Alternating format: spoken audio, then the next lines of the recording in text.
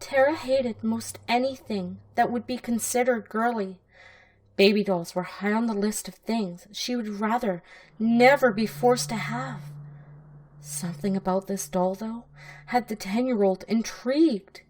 She had found it while exploring the remains of an old, dilapidated building that her college-age brother had let her tag along. The doll was an old, dirty patchwork doll with some loose stitches. The glass button eyes, though, gleamed through the dust and grime as if they held life all their own.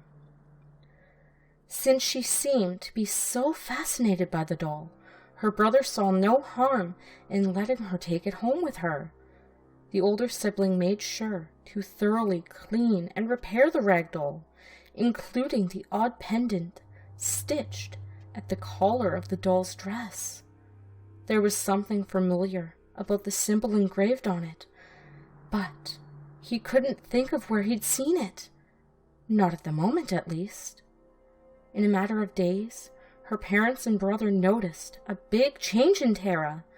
She seemed to become more distant, detached, and disinterested in the games and activities she had once enjoyed so much. Instead, it appeared the doll took up all of her interest and time, to the point that the little girl carried on conversations with the doll and would carry it everywhere. Eventually, Terra's brother had to leave to return to campus and his studies, leaving his parents to deal with his sister's unusual changes.